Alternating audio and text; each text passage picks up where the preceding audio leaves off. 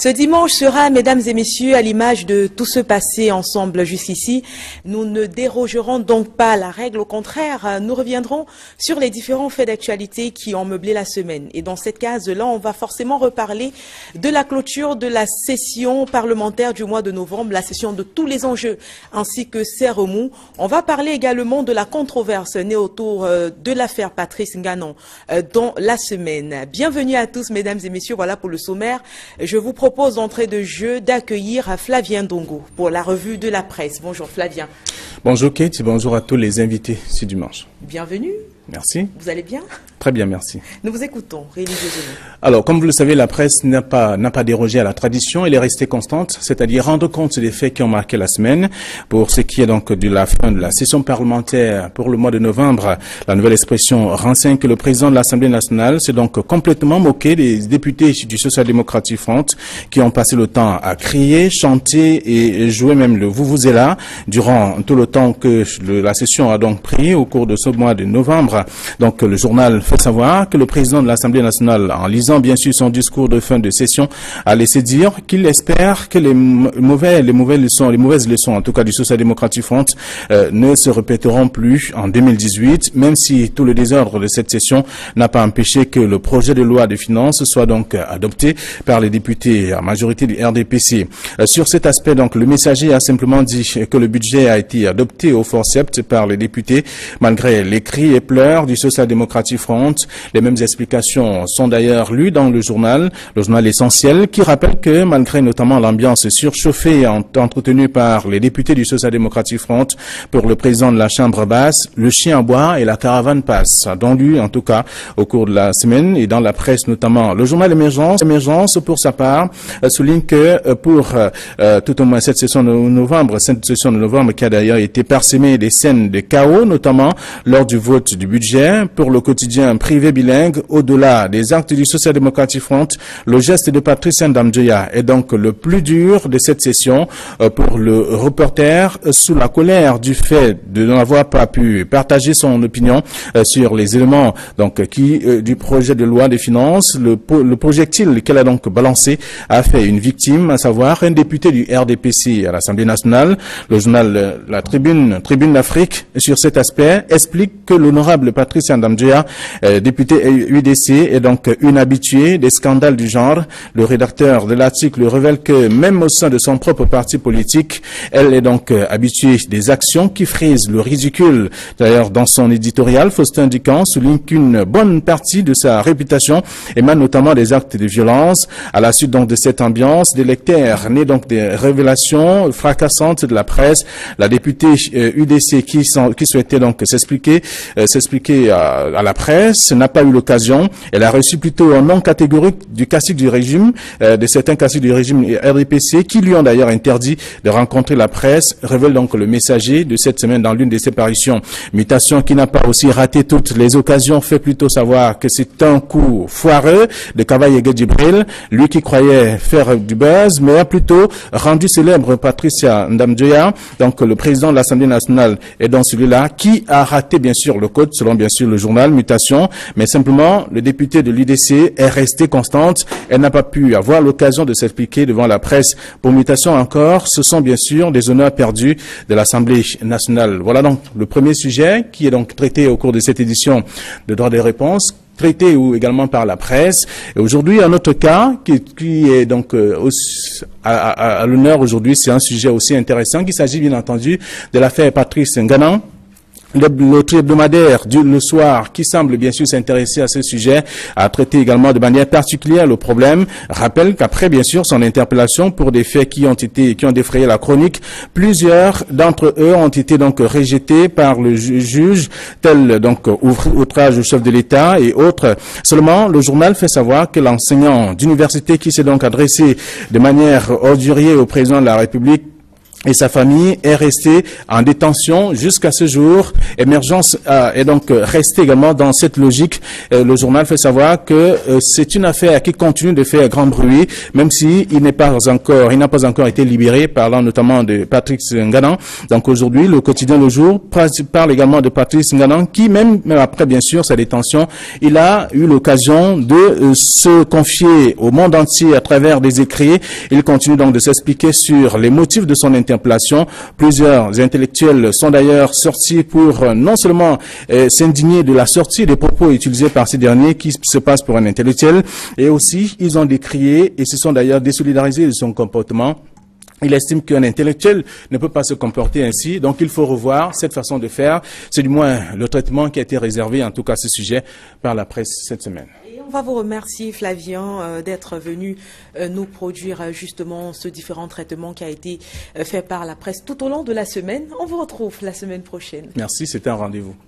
Et à votre suite, on va introduire les différents invités qui sont avec nous sur le plateau. On va commencer par un homme politique. Il est le coordonnateur d'un nouveau mouvement qui s'appelle Tout sauf Biya en 2018, mais il est également connu en tant que communicateur, chargé de communication de l'UMS, l'Union des mouvements socialistes. Je vous prie d'accueillir, mesdames et messieurs, Narcisse Nganchop. Bienvenue. Bienvenue, merci de m'accueillir chez vous. Je voudrais dire bonjour aux téléspectateurs de la télévision Equinox. À votre suite, je vais introduire le seul journaliste du panel. Il est d'ailleurs connu pour ses multiples passages sur le droit de réponse. Aujourd'hui, il remet ça. Il s'agit d'Emmanuel Atangana. Bienvenue. Merci, bonjour Kate. Merci pour l'amitié et l'honneur que vous faites à ma très modeste personne. C'est moi qui vous remercie d'être là. M'invitant une nouvelle fois sur votre prestigieux partout. Merci et bonjour à tous les téléspectateurs ainsi qu'aux autres panélistes. Il faut dire également que l'UDC a représenté sur ce plateau en la personne de son premier vice-président, Cyril Sambaka, que nous accueillons également. Bienvenue. Merci, bonjour à tous les téléspectateurs d'Equinox. Je dois vous remercier parce que vous, au moins, vous nous avez donné la parole. Et on continuera de le faire. Merci d'avance. Et enfin, le dernier invité de ce panel qui nous vient également de Yaoundé, il est géopolitologue, mais il est également géostratège et c'est l'une des raisons pour lesquelles on a tenu à l'inviter ce matin pour analyser au même titre que les autres ces différents sujets. Il s'agit de Dr Franck Ebogo. Bienvenue. Merci Kate, c'est un honneur pour moi de fouler pour la première fois votre studio. C'est un grand honneur et je crois que le débat sera intéressant. Alors, on rentre de plein pied dans le premier sujet qui est donc réservé à la session du mois de novembre. Novembre 2017 qui va certainement rentrer dans les annales. On se souvient, c'est une session qui a commencé déjà sur un mauvais pied avec le boycott du SDF. Ensuite, il y a eu également le blocus de ce même parti politique. On a assisté également à l'incendie qui a ravagé plusieurs niveaux du bâtiment qui abrite l'hémicycle. Et on croyait qu'on était à la fin de nos surprises, lorsque, toujours au cours de cette session, on a eu le scandale qui est né autour du député UDC Tomaino Damjoya, et c'est dans tout ce méli-mélo que finalement a été arrêté le budget de l'année 2018. Narcisse Nganchop, vous avez forcément, comme tous les Camerounais, prêté un œil attentif à ces différents événements qui se sont déroulés à la session parlementaire du mois de novembre. Quelle est la lecture que vous faites à votre niveau? Il faut dire que déjà, concernant le blocus des députés SDF, il faut dire que ces députés, ils étaient dans une posture, pour moi, républicaine. Ils ont fait leur travail. En tant que députés de l'opposition, c'était tout à fait normal, parce qu'on ne peut pas comprendre que nous soyons dans un pays en crise, où il y a une crise importante, et qu'à l'Assemblée, on ne puisse pas ouvrir un débat sur la question anglophone.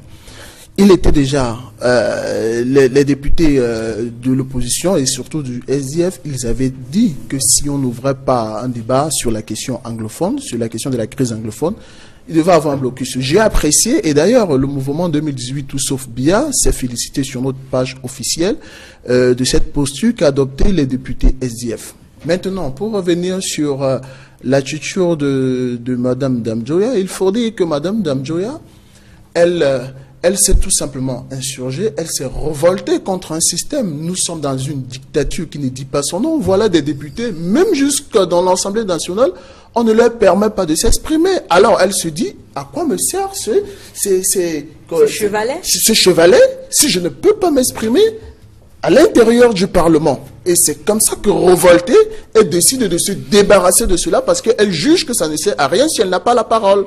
Alors, c'est tout à fait normal, les députés du RDPC ont fait de la récupération et veulent montrer que dans l'opposition, il n'y a que des gens qui ne réfléchissent pas, des gens qui sont signés pour pouvoir dire sadique.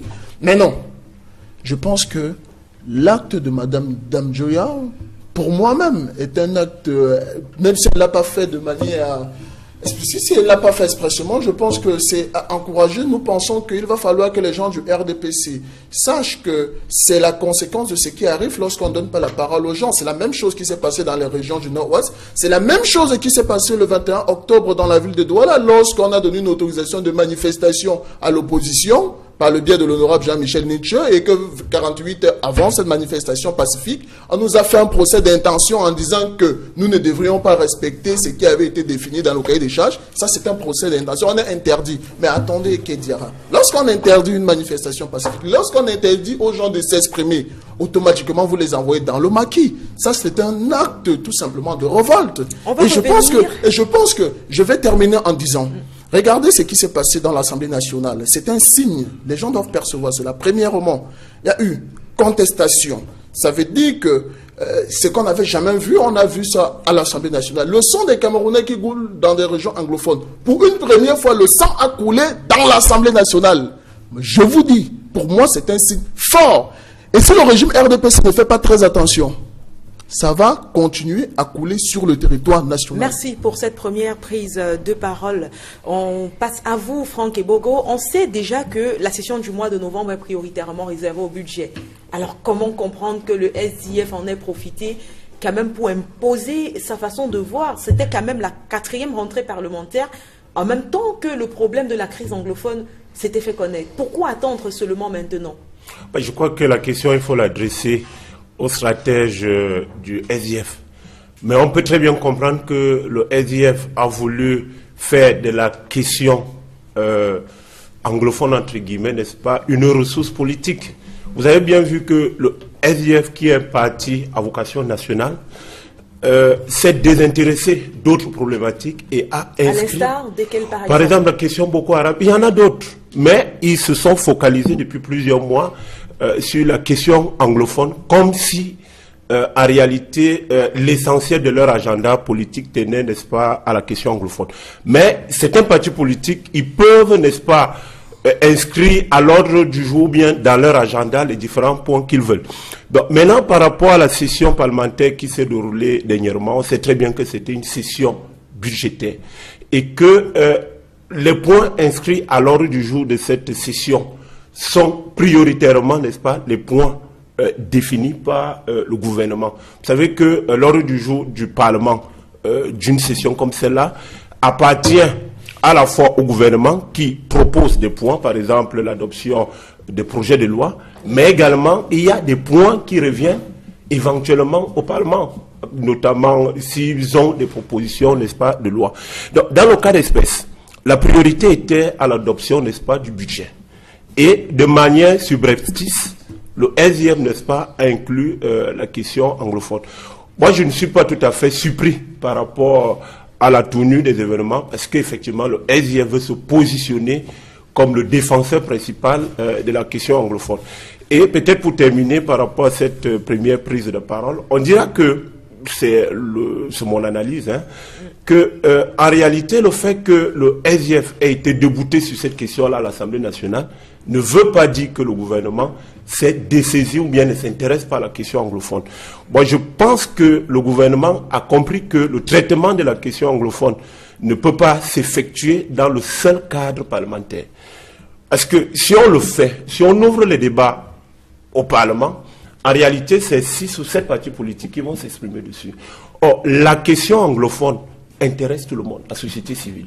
Si vous restreignez les débats à l'Assemblée nationale, eh bien, vous mettez de côté, n'est-ce pas, une bonne frange de la population camerounaise, notamment les partis politiques qui ne sont pas représentés à l'Assemblée nationale, et même la société civile, n'est-ce pas, qui auraient des propositions fortes, n'est-ce pas, pour résoudre définitivement ce problème. Très bien. Kedjara, il faut m'excuser, je vais apporter une clarification. On reviendra, Nassi, je voudrais apporter une toute petite clarification. Parce qu'il faudrait dire que, il a dit que c'est clair que c'est une session budgétaire. Mais il faudrait dire qu'à partir du moment où il y a un cas de force majeure, cette situation peut s'inviter. À condition que avant la plénière, oui, qu'effectivement, que ce soit validé par le bureau. Il y a une commission qui effectivement siège avant qu'on arrive en plénière. Pour valider quoi? Et effectivement, la question anglophone avait été proposée au président de l'Assemblée nationale. Oui. Ça, c'est des sources sûres parce que j'étais à l'Assemblée nationale. Oui. Le président de l'Assemblée nationale lui-même a dit qu'effectivement, il était d'accord qu'on aborde ce sujet en plénière. Mais... Sauf que, apparemment, il a reçu des coups de fil des membres du gouvernement et volte-face, M. Kavaïege dit, on ne parlera pas de cette histoire en plénière. Nous sommes dans le champ politique. Attendez, monsieur, le débat est aussi sérieux et vous refusez d'aborder qui dure un an. Messieurs, s'il vous plaît, permettez que chacun des membres de ce plateau puisse déjà prendre le fait qu'on parle à s'il vous plaît. On va revenir dessus. On aura justement l'occasion de revenir en détail sur ces différents sujets, mais permettez d'abord que chacun des invités présents sur ce plateau puisse prendre au moins un tour de parole. C'est l'occasion pour Cyril Sambaka, par exemple, de nous expliquer. Est-ce que vous comprenez très bien l'acharnement aujourd'hui qui est fait sur la députée Thomaïnou Ndamjoya? On n'a pas compris son geste, d'aucuns l'ont interprété, l'ont traité de geste de violence. Est-ce que vous comprenez que cette dame qui a voulu, selon ses dires, revendiquer quelque chose, se retrouve aujourd'hui à être affubée du caractère de femme violente? Ça ne me surprend pas au Cameroun. Ça ne me surprend pas au Cameroun parce que les gens qui n'ont pas des arguments, ils vont dans l'invective et puis ils vont dans ce sens-là. Pour nous qui pensons, et nous pensons que nous avons des propositions à faire, et nous travaillons pour cela, je pense qu'une session budgétaire est une session importante.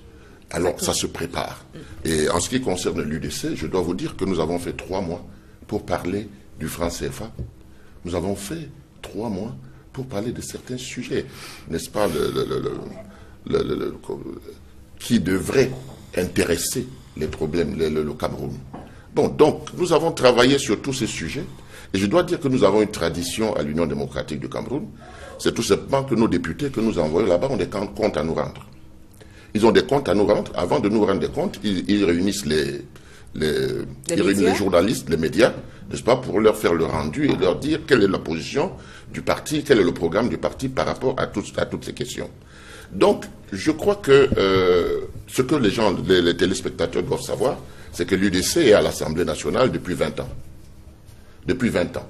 Et chaque fois, on nous a opposé un blocus pour que nous ayons un représentant dans la commission des finances. Ça veut dire, en d'autres termes, que nous n'assistons pas au débat en commission des finances. Il ne nous reste plus que la plénière. Vous avez compris? Alors, quand vous avez travaillé comme ça et que vous avez des comptes à rendre, non seulement à votre parti, aux Camerounais et à vos électeurs, je crois que la moindre des choses, c'est saisir au petit banc l'espace qu'on vous donne pour pouvoir vous exprimer. Et cet espace, c'est la plénière. Il s'est avéré donc qu'au niveau de la plénière, on nous a refusé la parole. Vous voyez? Vous n'avez pas seulement... On n'est pas venu s'amuser à l'Assemblée nationale. On a des choses à dire. On a des questions à poser à ces ministres qui sont là, qui nous gouvernent.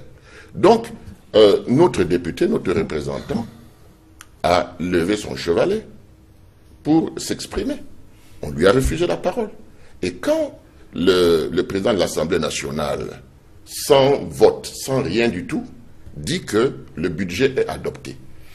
Et comme si c'était quelque chose, une entente entre les députés du RDPC, tout le monde se lève.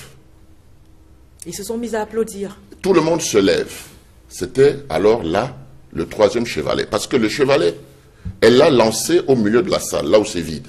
Exactement. Le premier chevalet est tombé là-bas pour dire qu'est-ce que nous faisons donc à l'Assemblée si nous ne pouvons même pas avoir nos droits. Donc le 2e chevalet est parti. Le 3e chevalet, c'est quand les députés du RDPC se sont levés comme un seul homme. Dans la trajectoire du chevalet, ça a blessé un député. C'était un accident. Elle est partie se confondre en excuses à l'intérieur de l'Assemblée et en dehors de l'Assemblée. Donc je crois qu'à ce niveau-là, le débat était clos, mais le lendemain, quand elle va traditionnellement faire son débat avec la presse, n'est-ce pas, pour s'expliquer, pour expliquer le projet de l'UDC, alors c'est à ce moment-là qu'on nous apprend que le président de l'Assemblée, sous la pression d'une vingtaine ou de 25 députés du RDPC, a interdit l'accès aux journalistes n'est-ce pas, à l'hôtel des députés pour qu'ils puissent assister à cet échange qui est une tradition dans notre parti. Pourquoi n'a-t-elle pas programmé sa conférence de presse ou sa rencontre avec les journalistes ailleurs? Pourquoi avoir Parce que c'est une tradition, je vous dis, c'est une tradition remontée à l'année dernière, 2 ans. Vous allez trouver que l'UDC dit ce qu'il fait. Et ça, d'abord avec la presse, ensuite avec le bureau politique pour voir tous les problèmes, et ensuite avec les électeurs.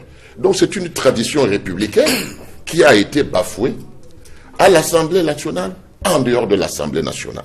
Mais ce que je dois dire, c'est que le SDF, qui a mis dans son agenda de bloquer, de faire un blocus si on n'adoptait pas une nouvelle, on ne mettait pas à l'ordre du jour, n'est-ce pas, le problème anglophone, ne s'est pas réveillé comme ça du jour au lendemain.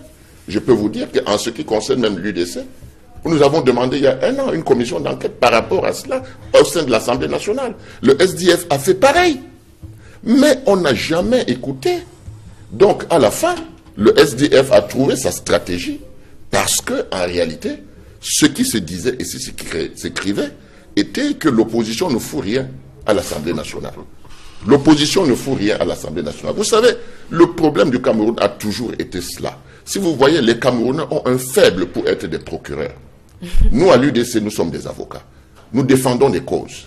Vous comprenez? Mais nous ne mettons pas sur la vindicte populaire. Merci. Nous n'assassinons pas les gens. Merci. Nous ne sommes pas des procureurs. Merci. On a très bien compris votre position ce matin et on rappelle également à votre suite que généralement on va caricaturer les députés comme étant des personnes qui dorment tout au long des plaidoyers, qui se réveillent simplement pour applaudir. Et je peux dire également ce matin qu'avec ce qui s'est passé à l'Assemblée nationale au cours de cette session du mois de novembre, la façon de voir les députés va changer pour beaucoup de Camerounais. Alors, Emmanuel Atangana, je veux convoquer ici votre posture de journaliste.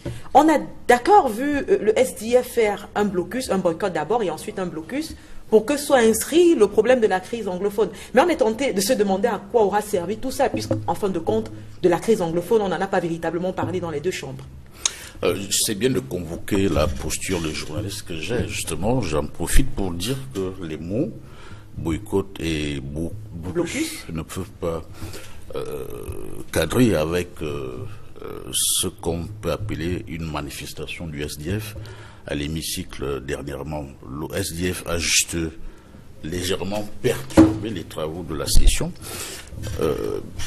perturbé légèrement parce que finalement le Parlement a adopté le budget. C'est une session uniquement, essentiellement budgétaire. Maintenant, on peut comprendre la posture du SDF. Le SDF a voulu profiter de cette session budgétaire pour faire son marketing politique. Vous savez que le SDF est un parti essentiellement régionaliste. C'est-à-dire ? Le SDF a 18 députés à l'Assemblée nationale. Sur les 18 députés, je crois que 15 sont issus de la région du Nord-Ouest. 2 sont du littoral, le vice-président Joshua aussi et le président régional Jean-Michel Nietzsche. Le reste sont issus de la région du Nord-Ouest et le siège du SDF, c'est à Bamenda, dans la région du Nord-Ouest. Donc, la question anglophone, qui est une question d'ordre général, intéresse au plus haut point et au premier chef, selon le SDF, ses partis politiques, parce que justement, 99% de l'électorat du SDF se trouve dans ces régions-là. Donc, le SDF, au lieu de faire le parlementarisme de couloir, c'est-à-dire aller même aborder leurs collègues du RDPC pour leur protection. Vous savez que quand les manifestations ces derniers jours ont connu une escalade de la violence, ces députés du SDF étaient quand même en insécurité, il faut l'avouer, il faut le reconnaître. Même titre que certains députés RDPC. Oui, parce que les manifestants venaient dans leur domicile les menacer de brûler leur habitation. Donc je crois que sur ce plan-là, le SDF avait peut-être raison de manifester. Mais sur le plan purement juridique, légal, réglementaire, le SDF savait que cette manifestation ne pouvait pas prospérer pour une simple raison, ou deux. La première raison est juridique parce que le SDF, avec ses 10 députés, ne peut pas imposer un agenda à l'Assemblée nationale.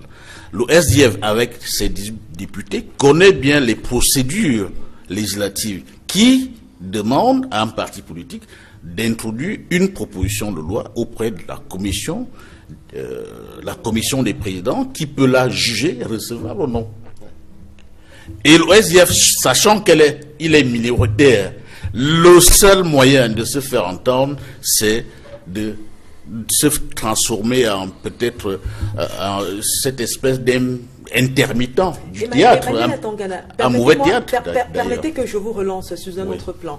On est aujourd'hui en train de faire un tout petit peu le procès du SDF, mais pourtant, dans cette même Assemblée nationale, on a des députés qui sont RDPC. Mais comment comprendre que lorsqu'on parle d'un problème national, comme de la crise anglophone, qu'on ait des députés RDPC qui restent droits dans leur botte et qui décident de ne valoriser que l'idéologie de leur parti?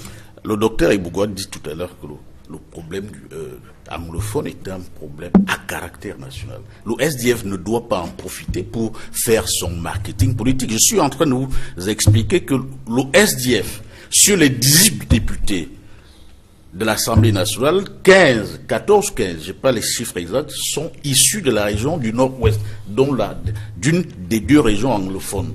Ils font leur marketing politique. Nous sommes en fin de mandat.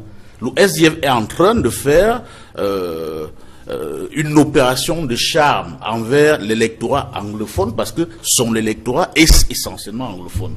Deuxième chose, sur le plan juridique, légal, réglementaire, le SDF sait que sa manifestation ne peut pas prospérer parce qu'ils ont violé les procédures réglementaires en vigueur à l'Assemblée nationale. Il y a 8 étapes pour qu'un texte, un projet de loi, pour le cas du SDF, c'est une proposition de loi parce que c'est un parti politique, tout comme le RDPC, qui peut donc proposer. Quand le texte n'est même pas du gouvernement, il s'appelle proposition de loi.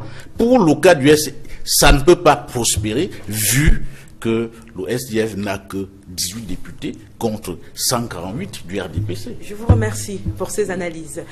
Narcisse Ngorchop, je pense également que vous avez pu vous rendre compte que c'est dans tout ce remue-ménage que la loi, disons, le budget de l'année 2018 a été voté, 4 513,5 milliards de francs CFA, une augmentation de près de 139 milliards par rapport au budget de l'année 2017. Mais on comprend surtout que ce sera une année très dure sur le plan de la fiscalité pour les Camerounais qui déjà ne s'en sortent pas. Effectivement, et nous pensons que c'est aussi la conséquence non seulement du fait que nous puissions aller au FMI, mais des différentes crises que nous avons sur le territoire national, parce qu'il est clair qu'il fallait qu'on puisse revoir à la hausse le budget de la défense. Au moment 2018, tout sauf Biya voudrait qu'en 2018, si le président Biya, à la fin de ce mois, ne donne pas sa démission au peuple camerounais, nous allons engager des actions pacifiques pour amener Biya à quitter le pouvoir en 2018. Est-ce que c'est le président Biya le problème? On a l'impression finalement que les arguments s'affrontent au Cameroun. C'est un mode de gouvernance. D'autres estiment qu'il est mal entouré, d'autres estiment qu'il est lassiste, d'autres estiment que c'est parce qu'il s'est longtemps éternisé au pouvoir qu'on aboutit à ce type de problème. J'aimerais qu'on épargne un peu l'entourage du président Biya. Je ne suis pas de ceux qui ont réélu le président Biya, déjà que sa réélection pour moi, me pose un tout petit problème, vu le hold-up constitutionnel de 2008 qui a permis à cette forfaiture de 2011 pour que M. Biya soit candidat à une élection présidentielle au Cameroun. Mais là n'est pas le sujet.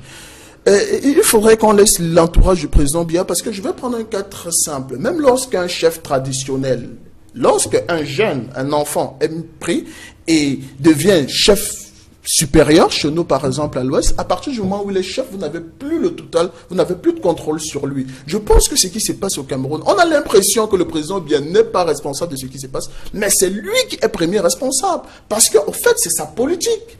C'est sa politique qu'on est censé appliquer. Alors, si quelqu'un pendant 35 ans a eu échec dans tous les domaines, la santé, l'éducation, l'agriculture, qui est même la base de l'économie du Cameroun, mais attendez, madame, pourquoi est-ce qu'on pense que c'est ceux qui sont autour du président Biya qui sont défaillants? Oui, certes, je disais, il y a des gens compétents autour du président Biya, mais tout simplement parce qu'ils appartiennent à un système, automatiquement, ils se confondent au système. J'en suis certain qu'il y a des hommes autour du président Biya, et c'est pourquoi dans notre mouvement 2018, tout sauf bien, nous pensons que dans le cadre d'un conseil national de transition, naturellement, il y a des gens du RDPC qui doivent faire partie de ce conseil national de transition, des réformistes, et des gens comme le professeur Messanga Nyamding, et des autres comme Saint-Éloi Bidou, ils sont nombreux dans le RDPC comme ça. Et même ceux qui ont fait partie du gouvernement. Donc je pense que le problème du Cameroun, c'est un individu, et c'est un système. La première des choses, lever le verrou, c'est fait partie de M. Biya en 2018. Et la deuxième des choses, ce sera casser le système. Je crois qu'on a bien compris également cette analyse-là. Docteur Ebogo, c'est bien, ça tombe plutôt bien que Narcisse Grandchop, avant vous, ait abordé la thématique sur le FMI. On se souvient justement des recommandations que le FMI avait données à l'État du Cameroun pour pouvoir finalement retrouver une meilleure santé économique. Parmi ces recommandations, il n'y avait que le train de vie de l'État devait normalement baisser. Un État qui jusqu'ici quand même a un budget essentiellement estimé à un budget de fonctionnement plutôt que d'investissement. Mais on n'a pas l'impression, quand on parcourt la loi de finances 2018, que cela a été respecté. Bon, écoutez, on n'a pas besoin du FMI pour nous préciser l'orientation de nos dépenses. Vous savez bien que depuis plusieurs années, le gouvernement s'active à réduire son train de vie. Je ne suis pas partisan, je n'ai pas un discours partisan, mais on peut quand même se rendre compte qu'on n'a pas besoin d'une instance internationale comme le FMI pour venir nous dire de réduire, n'est-ce pas, le train de vie de l'État. Ça, c'est une chose. Je ne suis pas expert en matière de questions de finances et d'économie, mais j'ai été quand même étonné de voir que Narcisse parle avec beaucoup de simplicité, n'est-ce pas, de ces questions de finances, disant que Camtel doit prélever ceci, on peut... Moi, je crois que les questions de finances sont vraiment très complexes. Si on avait cette solution-là, vous en doutez bien que les experts financiers que nous avons au Cameroun, qui ne sont pas nécessairement alignés dans les rangs du RDPC, auraient proposé cela. Je pense que les questions de finances sont des questions... Je peux vous le rassurer, docteur, il propose, nous en avons même discuté à l'hôtel des députés, et effectivement, on se pose la question de savoir pourquoi est-ce qu'on ne peut pas avoir une entreprise nationale aussi rentable que ces multinationales afin de... Non, vous dites que Camtel peut donner 400 milliards. Je vous dis donc que s'il y avait ces 400 milliards, on ne serait pas allé au FMI. Ça, c'est la première chose. Deuxième chose, moi je voudrais tenir un discours davantage conciliant, un discours républicain. Nous avons une loi de finances qui a été votée, n'est-ce pas? Nous avons un budget qui a été adopté. Qu'est-ce qu'on doit faire pour que, si vous voulez, le quotidien des Camerounais, le vécu des Camerounais puisse changer? Le gouvernement a une responsabilité, ils ont été élus pour cela. Ça les regarde, c'est leur problème. Nous, en tant que citoyens, qu'est-ce que nous faisons pour que la gouvernance au Cameroun soit meilleure? Qu'est-ce que nous faisons? Moi, je pense que s'enfermer dans des discours, Paul Biya doit partir ou bien il doit rester, ne change rien. Qu'est-ce que le citoyen... Il faut vraiment qu'on travaille. Qu'est-ce qu'on citoyen... Voilà, justement, il a parlé de corruption. Il a parlé de corruption. Lorsqu'un policier arnaque les gens sur la route ou bien les médecins ne reçoivent pas, ce n'est pas un problème de gouvernance générale, mais c'est d'abord adopter des comportements citoyens. C'est en cela, justement, nous en tant qu'éducateurs, moi en tant qu'enseignant, c'est en cela que j'attire l'attention, n'est-ce pas, des jeunes. C'est-à-dire qu'il y a une responsabilité qu'on peut imputer au gouvernement parce que, effectivement, nous tous, moi en tant qu'enseignant, j'aimerais que ma situation professionnel change, évidemment, s'améliore. Mais il y a également une responsabilité citoyenne, n'est-ce pas? Il y a une responsabilité qu'on peut imputer aux gens de tous les jours. Et c'est en cela que, pour que le Cameroun puisse avancer, c'est en cela qu'on doit attirer l'attention des uns et des autres. Parce que mon cher Narcisse a beau indexer les autres, mais il ne se rend pas compte que nous, en tant que citoyens, on a une responsabilité pour faire marcher ce pays. Parce qu'il a dit ici, Biapa, évidemment, Biapa, parce que vous savez que Mugabe est parti l'autre jour. Mais est-ce que ça a résolu le problème du Zimbabwe? Il faut qu'on s'approprie, n'est-ce pas, des comportements citoyens à tous les niveaux. Je suis d'accord avec vous que le gouvernement doit faire l'essentiel du travail. Mais également le citoyen que vous êtes, n'est-ce pas? Payant par exemple vos impôts, puisque vous avez dit que l'assiette fiscale cette année sera très élevée, n'est-ce pas? Il faut trouver cet argent. Mais est-ce que nous adoptons des comportements citoyens? Est-ce que nous nous acquittons des taxes, des impôts et autres? Est-ce qu'on le fait véritablement? Il y a une taxe foncière. Est-ce que les gens s'en acquittent? Il y a beaucoup de prélèvements, il y a beaucoup de choses. Donc on joue finalement avec les impôts. Et à la fin, non, on s'est dit, non, le gouvernement travaille pas. Moi, je suis pas là pour les défendre, mais je dis juste, et je suis pas là. Et je suis pas là, et je suis pas là. Avant qu'on ne donne la parole à oui, je suis pas là pour dire, je suis pas là pour dire que si nous voulons que les choses avancent, il faudrait certainement attirer l'attention du gouvernement sur un certain nombre de choses, mais il faut également étendre, n'est-ce pas, cela au niveau du citoyen. Très bien, je vous remercie. Emmanuel Atangana. Oui, merci. Je voulais juste d'abord réagir par rapport à l'analyse de M. Narcisse Ngarsop tout à l'heure sur le budget. Il fait une analyse partisane et idéologique qui est très dangereuse. Car il prend l'exemple du chiffre d'affaires d'une entreprise. Il faut expliquer à ceux qui nous regardent. Certains doivent apprendre quelque chose par rapport à ce que nous disons ici.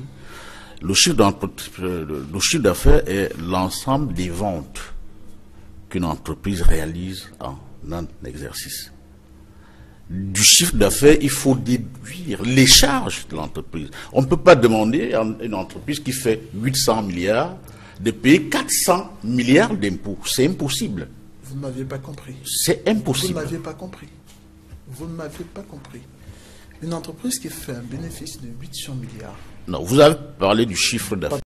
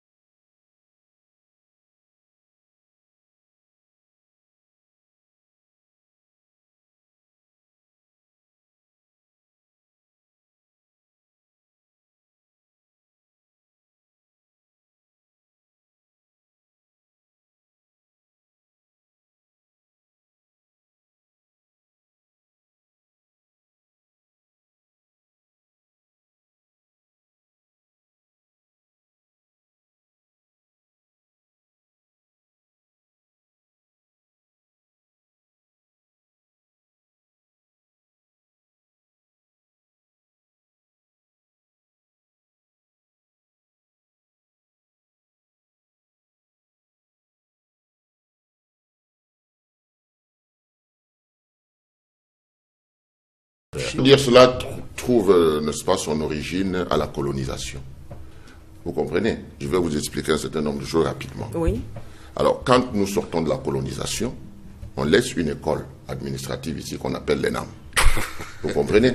Qui envoie des enfants brillants à l'école, c'est-à-dire des enfants brillants, mais malheureusement, l'administration coloniale est essentiellement répressive. C'est la raison pour laquelle vous allez vous rendre compte que au Cameroun, l'administration camerounaise ne sait pas comment on fait de l'argent. Ils savent comment on le dépense. Et quand il en manque, on augmente les taxes, on élargit les assiettes fiscales. Voilà leur mode de fonctionnement. Ce qui fait que une entreprise comme le GICAM, une association comme le GICAM, se plaint qu'ils n'ont pas été consultés. Tout ce qu'ils peuvent proposer ne marche pas. Les microfinances sont scandalisées parce qu'il y a une nouvelle taxe sur le crédit. Vous voyez? Or, les recommandations, c'était, n'est-ce pas, de réduire le train de vie de l'État. Le Cameroun est en guerre. Qu'est-ce qu'on reçoit dans ce budget? N'est-ce pas?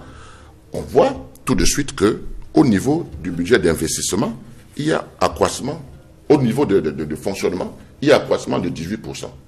Ça veut dire que l'État va continuer à mener sa vie princière. Maintenant, au niveau des investissements, il y a baisse de 6,5%. C'est-à-dire que les Camerounais vont souffrir davantage. C'est ça la traduction de cela. Alors, quand vous voyez la dernière année, les prévisions de taux de croissance étaient de 6,1%. Nous sommes à l'aboutissement avec 4,5%. Donc, 1,3, je pense, de différence. Alors, on avait donc le devoir, au vu de ces éléments, de baisser notre budget. On ne l'a pas baissé. Je vais vous donner encore un petit exemple qui va peut-être éclairer les téléspectateurs. À Abuja, on décide que 15% des budgets doivent aller à la santé. Vous voyez? Notre budget de la santé est de 208 milliards l'année dernière. Et cette année, on l'a baissé à 174 milliards. Ça veut dire que nous étions à 5%, alors qu'on nous demandait de nous arrimer à 15%.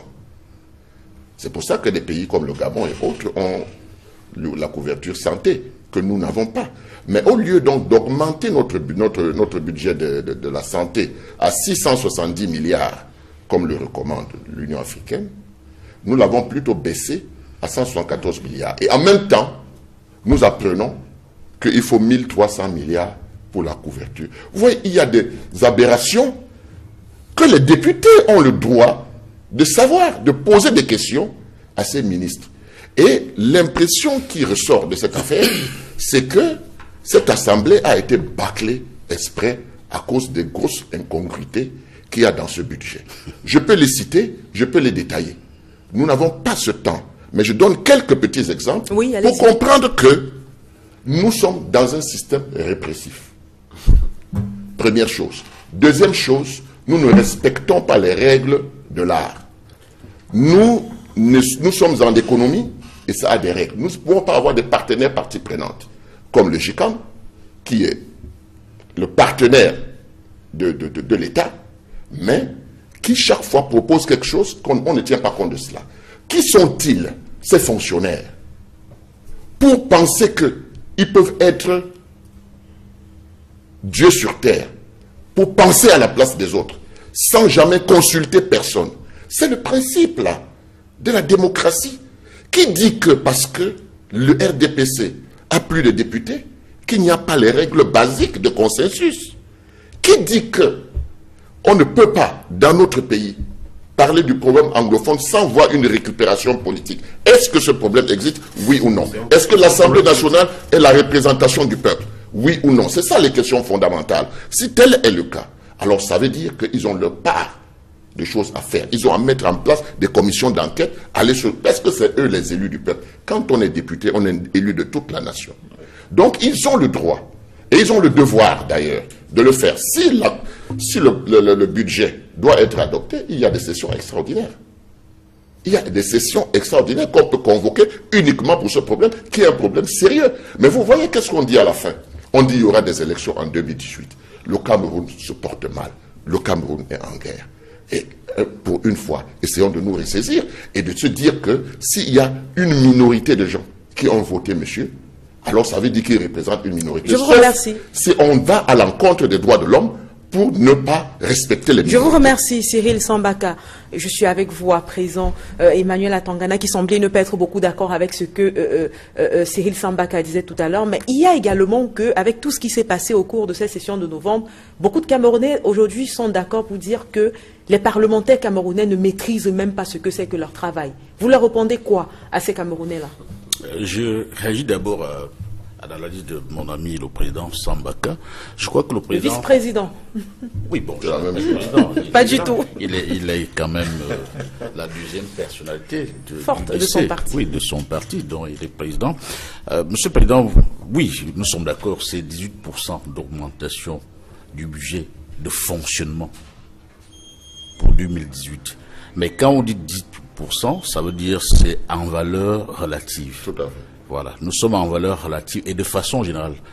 Mais vous avez omis, dans la lecture de l'homme politique que vous êtes, de nous dire les secteurs qui bénéficient de cette augmentation de 18%. Il s'agit donc, pour votre gouverne et pour la gouverne des Camerounais qui nous regardent, des secteurs qui relèvent des structures sociales, c'est-à-dire la santé, l'éducation, les infrastructures routières. Ce sont les secteurs qui ont bénéficié de l'augmentation de budget d'investissement pour le fonctionnement pour l'année 2018. La deuxième lecture qu'il fait, c'est une lecture de... Bon, pardonnez-moi de le dire, Monsieur le Président est lui-même aussi un entrepreneur. C'est pour ça que il pense... Il est mieux placé pour comprendre oui, il est le mieux problème. placé. Oui, je le dis. Le président est mieux placé en tant qu'entrepreneur de sentir ce qu'il appelle la pression fiscale. Il n'y a même pas de pression fiscale dans ce budget 2018. Il n'y a pas de pression fiscale. On a juste élargi l'assiette fiscale. Il faut faire attention entre... C'est ce qu'ils ont dit. On peut vous rappeler que Donc, les taxes sont en augmentation, par exemple, sur la propriété foncière, 19%. Quelle est la valeur? 19% de la valeur des cotes de transfert de la propriété. Et c'est pas tout. Il y a par Taxe exemple... sur le crédit, sur à le partir de crédit, 2 millions. la taxe de 5% sur l'exportation des produits qui jusqu'ici n'étaient pas taxés. Les feuilles de coque, par quelle est la exemple. valeur? Quelle est la valeur? 5%. C'est minable. C'est pas minable pour celui qui fait ce commerce. C'est minable par rapport à ce qui se passe ailleurs. C'est minable. C'est minable. Vous estimez que les Camerounais qui se plaignent aujourd'hui de la charge fiscale de l'année 2018 sont des Camerounais qui ont peut-être une mauvaise foi? Certains Camerounais qui font des affaires sont de mauvaise foi. Le docteur Ebogoa a évoqué tout à l'heure la taxe foncière que les Camerounais refusent de payer. Les Camerounais sont des inciviques fiscaux. Les Camerounais n'aiment pas payer l'impôt. C'est pour ça qu'ils se plaignent. Je comprends la posture du président Sambaka. Le budget 2018, c'est un budget réaliste qui va permettre aux Camerounais de réaliser l'ensemble des projets, même si on constate qu'il y a une augmentation du budget de fonctionnement. De payer leurs impôts. Et que, en retour, qu'on puisse nous dire ce qu'on a fait de ces impôts et que ce soit visible. Vous voyez, c'est ça qui est Monsieur important. le Président Sambaka, les membres du GICAM sont des entrepreneurs comme vous. Aucun entrepreneur, même si on baisse l'impôt, ne va jamais accepter de payer l'impôt de bon cœur, de bon gré. Ça, c'est pour ça que on a besoin d'une administration qui n'est pas coloniale pour que les gens puissent débattre entre eux et trouver... Parce que quand on a trouvé une règle consensuelle, à ce moment-là, elle est applicable à tous. Vous voyez? Mais quand vous avez posé vos problèmes, vos difficultés à l'État, et que l'État a fait la sourde oreille, l'État a fermé les yeux parce que son objectif, c'est d'avoir plus d'argent. À la fin, il y aura moins. C'est la raison pour laquelle, quand on fait le bilan de fin d'exercice, on voit que les objectifs ne peuvent pas être atteints parce qu'il n'y a plus d'argent qui circule. Nous sommes en guerre. On a besoin d'argent parce que la guerre coûte cher. Et le jour où il y aura plus d'argent, forcément, on va prendre dans l'épargne des Camerounais parce que la loi le permet. Exactement. Vous voyez? Donc, nous avons intérêt à prier pour que nous n'ayons pas de guerre, qu'on puisse avoir une économie qui prospère, pour que malgré le fait que nous n'ayons rien fait pendant les le temps patrons de paix, payent que nous puissions normalement maintenant leur- voir ce qui est en face de nous et pouvoir bâtir un Cameroun. Très bien, merci monsieur. L'autre gros problème dans le secteur des impôts au Cameroun est que on n'a pas beaucoup de traçabilité dans le secteur. On va donner la possibilité ou alors laisser à n'importe qui la possibilité de se faire passer comme un receveur d'impôts et ça crée d'énormes pertes finalement dans les caisses de l'État camerounais. Donc d'accord, on peut parler de charges fiscales élevées, mais il faudrait déjà qu'on prenne des dispositions pour que l'argent qui est prélevé aux Camerounais puisse vraiment et effectivement se retrouver dans les caisses du Trésor. Une petite seconde pour vous dire qu'en tant qu'opérateur économique, je puis vous dire qu'il n'y a pas d'argent. Rien ne marche. Et on fait des projections en disant ça va rapporter de l'argent. Et en même temps, toutes les grandes entreprises sont basées à Yaoundé. Et chaque quartier a des inspecteurs des impôts, un centre des impôts. C'est pour prélever quoi? Combien de Camerounais ont des entreprises? La plupart des Camerounais sont dans l'informel. Les grosses entreprises sont à Yaoundé. Et pendant ce temps, À Douala ou à Yaoundé, les grosses entreprises sont taxées à Yaoundé. Ah, vous voulez Le dire dossier que fiscal est traité. Les grandes entreprises. Oui, les grandes entreprises sont traitées à Yaoundé. Voilà. Alors, pendant ce temps, à Douala, à Garoua, partout, dans tous les quartiers, on met des centres des impôts pour prélever quoi quand ça ne marche pas. D'accord. Merci, messieurs, pour vos analyses sur cette thématique-là. On va donc passer à la seconde qui concerne la controverse née autour de l'affaire Patrice Nganon. Il faut dire qu'après son interpellation et sa garde à vue, de nombreux Camerounais sont montés au créneau, le condamnant et demandant son incarcération pour d'aucuns, mais surtout le défendant et demandant sa libération pour d'autres. La semaine a été fortement émaillée de cette actualité qui a à un moment divisé carrément l'opinion nationale et même internationale. Il faut dire dans ce sujet-là justement qu'une pétition aujourd'hui est lancée et l'objectif est de recueillir le maximum de signatures pour permettre, pour demander la libération de Patrice Nganon. Alors, lorsqu'on a remarqué, on a observé ce qui se passait autour de cette affaire tout au long de la semaine, on s'est rendu compte que beaucoup d'hommes politiques, beaucoup de personnalités ont fait des sorties sur l'affaire Patrice Nganon. Achille Mbembe, il y a également Aman Mana, qui tous deux ont quand même pondu des tribunes assez longues au cours de laquelle, certes, on condamnait certaines des pratiques de l'écrivain, mais à chaque fois, on a eu l'impression qu'il y avait une sorte de solidarité, Cyril Sambaka, pour soutenir l'écrivain. Comment vous comprenez cette solidarité? Ce n'est pas de la solidarité. Vous savez, le plus simple, c'est de prendre les choses au premier degré. Ce monsieur est allé à l'école, il enseigne, il est écrivain, n'est-ce pas? J'ai même cru entendre que, ma foi, c'était un style. C'était un style. Vous voyez, je ne suis pas écrivain. Mais je dois dire que ce qui est important, c'est que quel est le message profond que ce monsieur veut véhiculer. Il est venu au Cameroun, il a fait le tour du Cameroun, il est allé dans le Cameroun profond. Vous pensez honnêtement que moi, je peux croire que ça, c'est pour rien? Quelqu'un comme lui écrit ce genre de choses pour rien? C'est pour attirer l'attention, donc je suis à l'écoute. Je suis à l'écoute pour mieux comprendre qu'est-ce qu'il y a derrière, qu'est-ce qu'il veut exprimer. Mais malheureusement, je me rends compte que même ses collègues tombent dans le piège de faire d'abord le procès. Tout à l'heure, je vous disais que les Camerounais sont en majorité des procureurs à charge. Vous comprenez? On charge. On charge. Alors moi, ma question aujourd'hui, c'est de savoir qu'est-ce que ce monsieur veut dire. Et on aura l'occasion de le savoir parce qu'il est en justice aujourd'hui. Il va passer en justice. On va apprendre des choses. Mais je ne prends jamais les choses au premier degré. Je me pose toujours la question de savoir qu'est-ce qu'il y a derrière, qu'est-ce qu'il défend, pourquoi il a utilisé ce langage ordurier.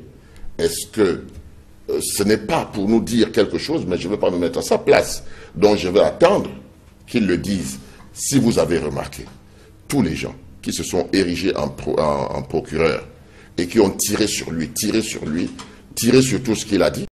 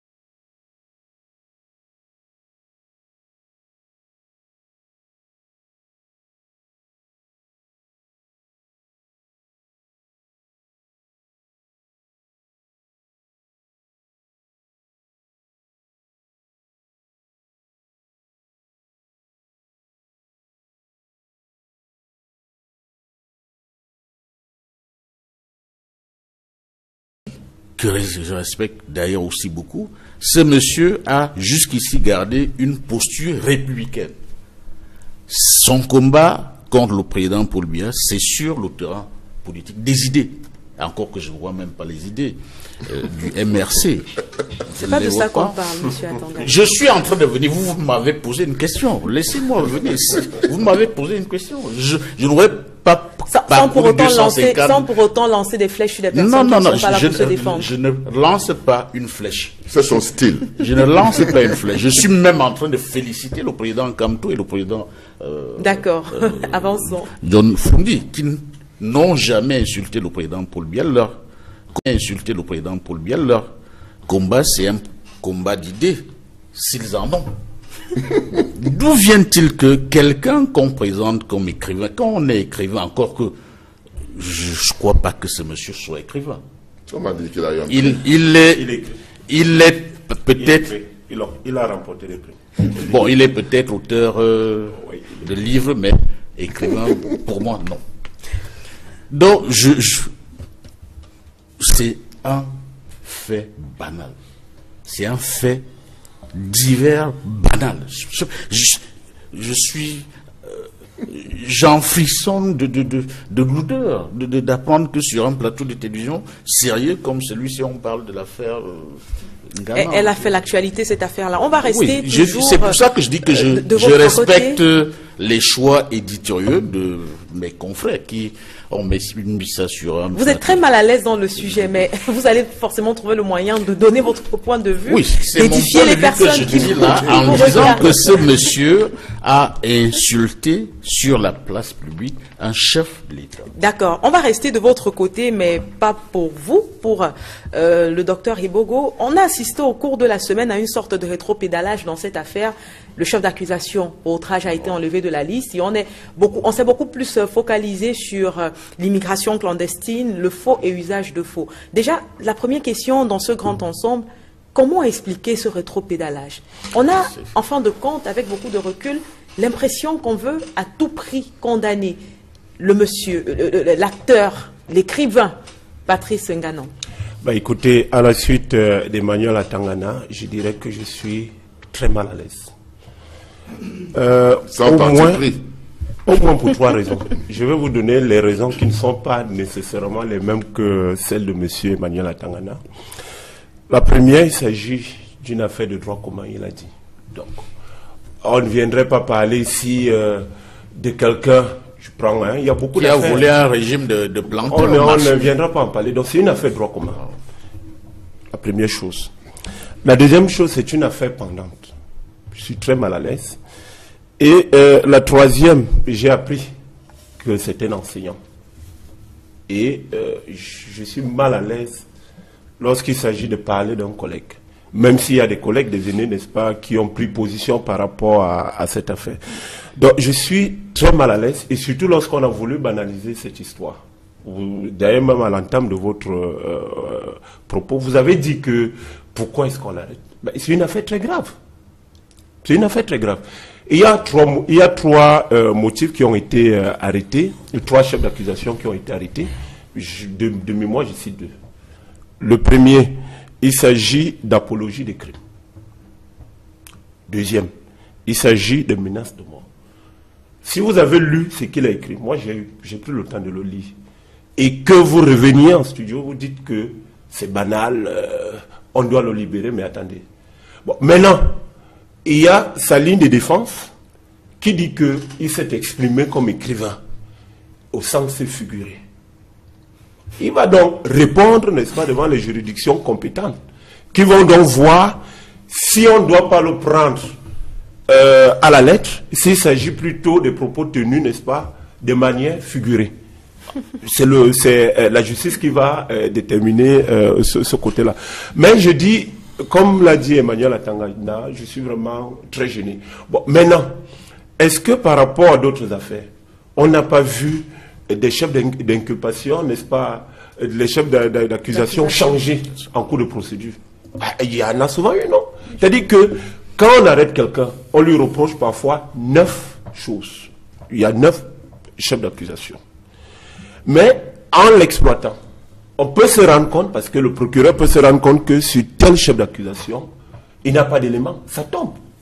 Et on peut donc retenir, évidemment, on peut avoir 9 au début, et on peut avoir la liste qui se resserre autour de 2 ou 3, parce qu'on a suffisamment de preuves à ce niveau. Donc on l'arrête d'abord et on cherche ensuite. Je ne suis pas en train de justifier quelque chose, je n'entre pas dans les méandres de la justice, parce que je ne sais pas comment ça fonctionne. Je suis modestement enseignant de géopolitique et de géostratégie, et j'essaie de comprendre ce qui se passe.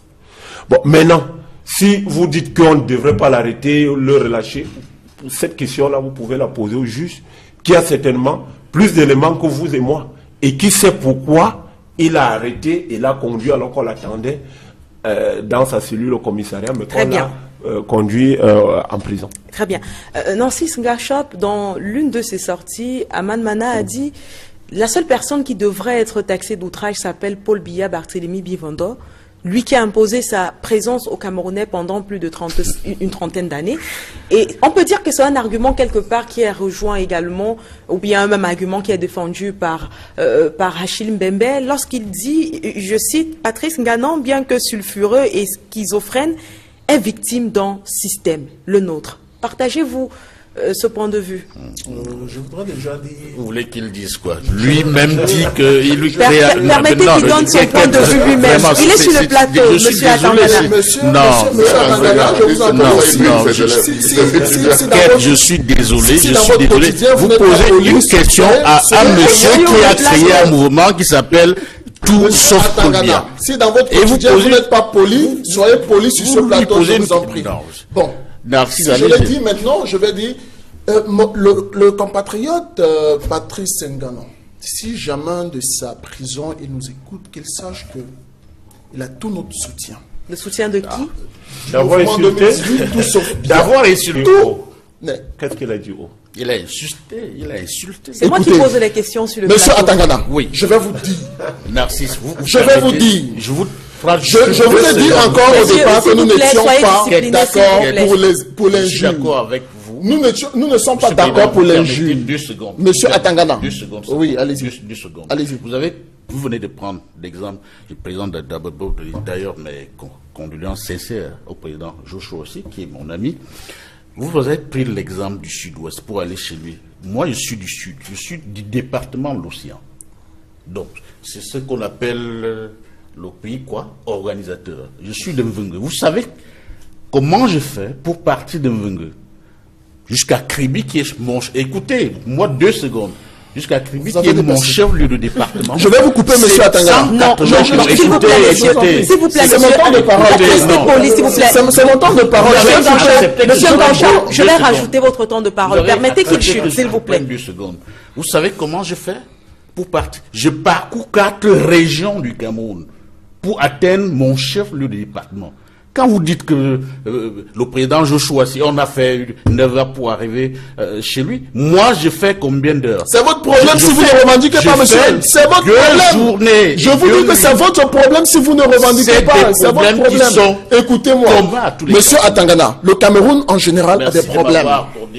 Le Cameroun en général a un sérieux problème. Mais je vais vous dire, et je l'ai dit il y a de cela environ 5 ans, lorsqu'on parlait de la crise ivoirienne, je dis, si nous avons des problèmes, si d'autres ne revendiquent pas, ce n'est pas parce que vous ne revendiquez pas que vous allez m'empêcher moi de revendiquer. Et parmi ceux qui revendiquent, on n'a pas refusé je vous en prie, monsieur Atangana, je vous en prie. Chaque personne, chacune de ces personnes a sa façon de revendiquer. Maintenant, revenons dans le contexte de Patrice Nganan. Je dis bien, lorsque vous faites le tour du Cameroun, lorsque vous allez dans des zones où des Camerounais meurent, vous vous rendez compte, vous vous posez la question de savoir, bon Dieu, qui est à la tête de ce pays. Et dans ce contexte-là, il peut vous arriver de dire des choses que vous allez regretter après. Mais, par conséquent, j'ai une deuxième lecture. La deuxième lecture est celle que nous avions faite. Je reviens sur le 21 octobre. Pourquoi? Parce que et là, je précise que votre temps de parole est en train d'être rajouté. Merci.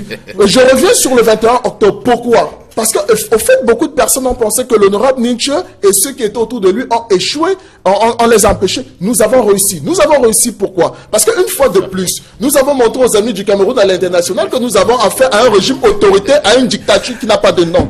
Et je pense que le fait d'arrêter, parce que qu'est-ce qu'il fait, Patrice Nganan? Patrice Nganan dit, je vous en prie. Patrice Nganan dit ceci. Patrice Nganan, je vous en prie. Si vous perturbez comme ça, monsieur Amarana, si vous avez l'habitude de perturber comme ça, je vous prie de rester poli, s'il vous plaît. Je vous retire la parole à tous les deux. Je vous retire la parole, monsieur, et je la donne. Non, je vous retire la parole et je la donne à Cyril Sambaka, qui apparemment est la seule personne posée de ce plateau. Pourquoi vous faites tout ce désordre? On ne vous écoute pas, messieurs. On ne vous écoute plus à la maison quand vous êtes tous à la fois en train de parler. Je suis avec vous, Cyril Sambaka. J'observe depuis le docteur enseignant. Je me rends compte qu'il est un consultant. Et comme le parti qui a de l'argent pour consulter, c'est le RDPC, les téléspectateurs pourront apprécier. Vous voyez, c'est pas moi. Je dis tout simplement que c'est normal que vous ayez quelques sympathies. Vous voyez, vous n'êtes pas un militant, vous avez quelques sympathies. Le téléspectateur peut s'en rendre compte. D'accord, je voudrais avec vous qu'on parle justement des chefs d'accusation qui ont été retenus. Permettez, messieurs, s'il vous plaît, ne troublez pas le plateau. On a besoin de tirer des leçons de cette émission. Mais si vous continuez à parler tous à la fois, comment est-ce que les gens à la maison nous écoutent? Donc, je reviens à vous, Cyril Sambaka. On reste sur les deux chefs d'accusation qui ont été retenus. On parle bien sûr d'immigration clandestine, de faux et usage de faux. Notamment pourquoi? Parce qu'on a trouvé 2 passeports dans les affaires de Patrice Nganan, ce qui nous refait parler aujourd'hui encore de cette affaire de double nationalité. Est-ce que vous pensez aujourd'hui qu'on devrait peut-être recadrer cette fameuse loi sur la double nationalité ou alors l'abroger pour empêcher justement que les Camerounais soient en train de subir à répétition ce genre d'événements? Madame, 2000 médecins au Cameroun, 10 000 dans la diaspora, ils ont la double nationalité. Le gouvernement camerounais, les ministres ont la double nationalité. Ils ont 2 passeports. Vous comprenez? Nganan est parmi les privilégiés qui ont 2 passeports. Ce n'est pas une infraction. Ce n'est pas une infraction. Donc, en réalité, moi, la question fondamentale que je me pose, c'est que si tout le monde a tendance à dire qu'il a injurié le chef de l'État et qu'on retire ce chef d'accusation, moi, je dis, comme j'ai dit dès le départ, je vais essayer d'avoir un livre de ce monsieur, voir si c'est son style d'écriture, ou alors c'est quelque chose d'exceptionnel. C'est la première chose.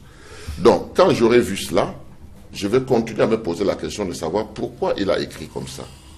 Et comme il est au tribunal, j'espère qu'il va dire pourquoi il a écrit comme ça, parce que je ne pense pas que c'est son style d'écriture. C'est un style de... comment on appelle ça dans la littérature, mais je pense que les livres qu'il a écrits pour avoir un prix Nobel ne pouvaient pas être un caractère cela. Pas le prix Nobel, mais un prix tout de même. Monsieur Atangana, un prix tout de même. Donc, en réalité, maintenant, quand je regarde tous ceux qui écrivent par rapport à ce monsieur, j'ai l'impression que tout le monde est à la recherche des mots, des ronflants, une nouvelle littérature. Donc je me dis, au fait, monsieur, il a suscité quelque chose. Parce que regardez, lisez ce que les gens écrivent. Chacun va rechercher dans son dictionnaire quelque chose de ronflant, quelque chose que les Camerounais ne peuvent pas comprendre. Par exemple sur la sortie d'Achille Mbembe, une sortie que beaucoup quand même ont estimée. Ce sont les métiers libéraux. Mais je dis que pour la gestion des entreprises publiques, pour revenir sur le cas de M. Dédé Yango, je crois que il est bon que seuls les Camerounais ayant la nationalité camerounaise doivent gérer nos entreprises publiques. Mais pour les métiers libéraux, journalistes, médecins, avocats, ils peuvent avoir même 5 nationalités, ça ne gère personne. Mais si vous avez une double nationalité et que vous voulez gérer une entreprise publique camerounaise, je suis contre. Est-ce que, docteur Evogo... Je suis contre. Et par rapport à M. Nganan, il n'a pas été pris parce qu'il a un passeport américain et camerounais, non. les deux chefs d'accusation que vous-même vous avez cités tout à l'heure, est-ce qu'il y a l'accusation de possession de faux non. Si monsieur Atangana, je suis pas d'accord. Si monsieur Atangana, il n'a pas été pris parce qu'il a un passeport, il est détenteur d'un passeport. Il a été interpellé, Patrice Nganon, parce qu'on estimait qu'il menaçait la sécurité du chef de l'État. Et au cours de l'enquête, on se rend compte qu'il a 2 passeports en sa possession. Nous sommes en droit. Oui. Relisez les 2 chefs d'accusation qui amènent M. Patrice Nganon en prison. Immigration clandestine, faux et usage de faux. Ce sont les 2 chefs d'accusation qui sont restés. Non. Parlons d'outrage à corps constitué. Y a-t-il eu une plainte, M. Atangana? Y a-t-il eu un plaignant? Pourquoi est-ce que M. Patrice Nganon a été arrêté? Lorsqu'on parle de flagrant délit, on n'a pas besoin de plainte. Il faut laisser ce côté. Le ministère public n'a pas besoin, monsieur. Il s'auto-saisit, monsieur. Monsieur le président du mouvement 2018, tout sauf hier. Oui, mais ce monsieur doit donc d'abord étudier bien le droit et l'économie avant de demander au président de partir. D'accord, on était avec le docteur Elogo. J'ai peut-être 2 ou 3 observations. Lorsqu'on est consultant.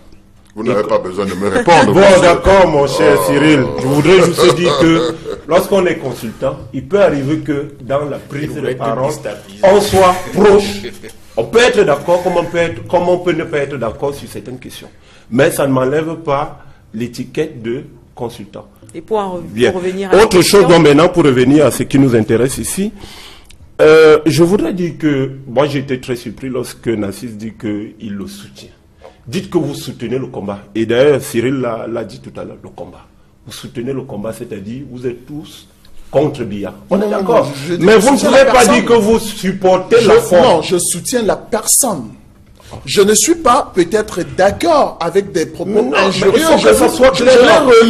Je suis d'accord dans ce cas. Je ne suis pas d'accord avec des propos injurieux, mais je dis, ça dépend du contexte. Vous avez donc parlé, je dis, on est donc d'accord que vous ne soutenez pas la forme, c'est-à-dire les propos. Effectivement. Et que, puisque vous n'êtes pas d'accord avec la forme, tout ce qui se passe actuellement, c'est-à-dire la plainte et autres, il doit répondre, n'est-ce pas, de ses propos. Vous êtes tout à fait d'accord parce qu'il a tenu ces propos-là pour lesquels vous n'êtes pas d'accord. Il doit répondre devant les juridictions compétentes par rapport à ses propos, puisque vous n'êtes pas d'accord avec ses propos. Autre chose, par rapport à la double nationalité. Oui, monsieur le procureur. Non, pas du tout. Allez-y, je vous Par rapport à la double nationalité, Emmanuel Atangana a parlé de cette loi-là qui date de 68. Peut-être dire un mot par rapport au contexte. Dans les années 68, on est en pleine guerre froide. Et tous ceux qui avaient la double nationalité étaient suspectés, n'est-ce pas, d'intelligence avec les puissances extérieures. Nous sommes d'accord que le contexte a changé, n'est-ce pas, et que cette loi-là doit être abrogée. Je ne suis pas sûr que, même dans le sérail, les gens soutiennent, ce d'autant plus que c'est la double nationalité. Pour la plupart, il faut dire. Voilà. Je ne sais pas si vous avez des statistiques là-dessus, mais il faut être prudent. C'est mieux de le dire comme ça et non la plupart. Eh bien, je ne suis pas sûr que les gens soutiennent encore cette loi. Elle doit être revue, elle doit être abrogée. On est tout à fait d'accord. On sait que actuellement, les plus grands pays, les plus grandes puissances mondiales sont des puissances d'abord diasporiques. C'est-à-dire que vous avez une diaspora vous avez des nationaux qui sont installés à l'extérieur, qui ont la double nationalité, mais qui continuent, n'est-ce pas, de travailler pour le développement du pays. Et peut-être pour sortir par rapport à autre chose qui a été dit, je pense que la réaction de certains de mes collègues, surtout des aînés, je ne vais pas les citer ici, par rapport à la virulence des propos de Nganon peut se comprendre. Parce qu'il y a quelques années, moi j'ai lu une tribune qu'il avait adressée au professeur Onangini. Moi je l'ai lu, ce n'était pas vraiment tank. C'était vraiment violent. Bon, maintenant qu'on condamne la réaction... Vous dites bien qu'il y a quelques années, on comprend bien que c'est le style du personnage. Non, oui, c'est le style. Mais je dis ceci, c'est un écrivain. Je suis d'accord. Il a remporté des prix, il enseigne aux États-Unis, on est d'accord. Pour la gouverne de M. Atangana. Non, ce n'est pas une information. On peut donner... Il en a certainement besoin. Au vu de ses propos tout à l'heure, il en a besoin. Vous voulez me distraire, mon cher Nassis. Non, je disais ceci. C'est un écrivain, on ne dit pas. Mais il y a des intellectuels qui disent que c'est un piètre écrivain. Moi, je ne sais pas, je ne l'ai jamais lu. Mais je dis tout simplement que... Vous avez lu l'une de ces tribunes, vous venez j'ai vu les titres... Non, c'est pas un ouvrage. Une tribune sur le net. C'est le lire aussi. Non, c'est pas un livre. Mais c'est le lire, c'est connaître le style de l'écrivain. Peut-être je vais préciser. Je n'ai pas lu ces ouvrages. Mais j'ai lu sa tribune à Facebook adressée à un aîné. Et j'ai dit qu'il était virulent. Et à l'époque, je me posais bien des questions comment l'aîné avait réussi, n'est-ce pas, à être calme. Donc, maintenant, on ne peut pas s'étonner que devant cette situation, les langues se délient et que les gens profitent de cette situation-là, n'est-ce pas, pour lui dire que lorsque tu nous attaquais, lorsque tu nous adressais des propos malveillants, tu étais tranquille, tu te réfugiais, maintenant tu dois donc répondre de tes actes. Donc c'était juste ces petites précisions-là. D'accord. Nassis Ngransho, votre point de vue sur la loi, la fameuse loi de 68 sur la double nationalité?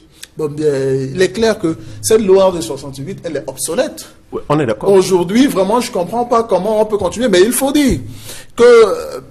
Comme dans plusieurs secteurs, il y a des turiféraires du régime qui profitent, qui bénéficient de cette loi-là pour se maintenir à leur minuscule poste, tout simplement parce que ces personnes, elles pensent que si on permet à ce que des Camerounais qui ont une autre nationalité reviennent au pays pour se mettre à la disposition de la nation, elles peuvent automatiquement rivaliser avec elles et pourquoi pas prendre leur poste. Voilà pourquoi il y a certains turiféraires qui préfèrent maintenir même cette les gens loi, de l'opposition, quitte à prendre le pays en otage, parce que en maintenant cette loi, nous nous rendons tout simplement compte que nous perdons beaucoup de nos valeurs camerounais qui ne peuvent pas venir servir la nation tout simplement sur une base fallacieuse de double nationalité. Pourtant, la plupart, je disais tout à l'heure, j'étais en train d'argumenter en disant la plupart de ceux ou de ces personnes-là, celles-là qui sont aujourd'hui dans des postes bien placés dans notre pays, ces personnes-là ont des doubles nationalités. Je ne vois pas pourquoi au Cameroun, il y a du 2 poids 2 mesures. Il faudrait qu'on a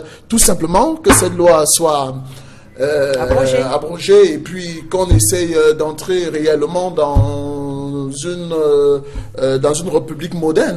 Très bien. Et c'est avec cette dernière prise de parole qu'on va mettre un terme à droit de réponse de cette édition. On se retrouve dimanche prochain à la même heure avec le même plaisir.